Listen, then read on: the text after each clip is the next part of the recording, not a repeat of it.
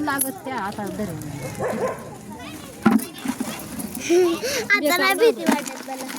जर आता म्हणजे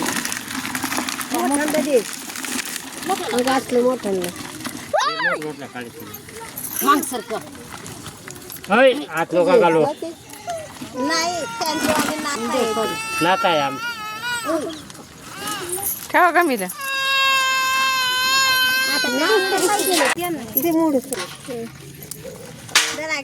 अरे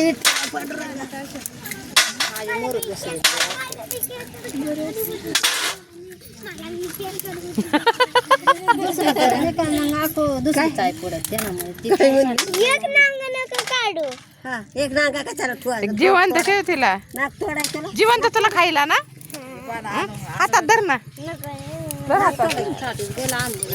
अरे काव्याला हिला खेकडं खायचं बाबा 2 दिवस झाले रडते डायरेक्ट वरून लागेल मोठं मोठं दे बाई त्याचे नांग्या कुठे मोठ्या टाकते त्या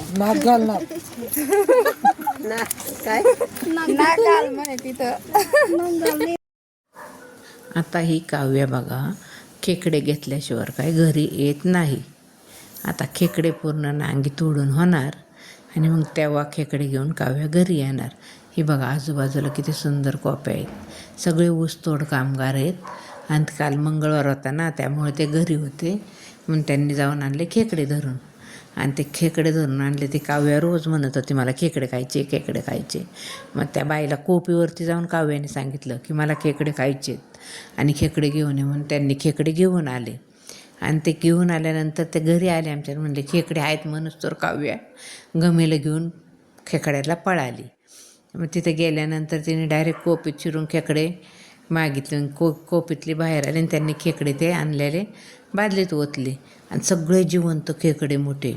आणि मग ते खेकडे घेतले आम्ही 300 रुपये किलो म्हणले तर नाही मी म्हणलं 300 रुपये मी नाही देणार कमी करा. मग तिने ते खेकडे सगळे म्हणले 200 रुपये द्या. मग 200 रुपयाचे मी ते खेकडे घेतले 200 रुपये दिले आणि मग आता त्यांनी पूर्ण सगळी नांगी तोडून मला खेकड्याचे दिले गमिल्यात. आणि आता बघा ते काव्या खेकडे घेऊन घरी निघाली. काव्याची आजीन काव्या बघितलं का. आणि सगळी कोपीवाल्यांची घरं आहेत आणि पूर्ण आता हे नवीन कोप्या घातल्यात त्यांना. पाठीमागं पत्र्याची घरं आणि पुढं त्यांनी स्वयंपाकाला कोप्या घातल्यात आणि त्याच्या पलीकडे दिसतोय तो आमचा बांगला. आणि बघा छानपैकी अशी पोरं खेळतात बारकी बिरकी. आणि आता काव्याचं तर झालं आता खेकडे मिळालेत आणि आता काव्या बघा खेकडे घेऊन घरी चालली.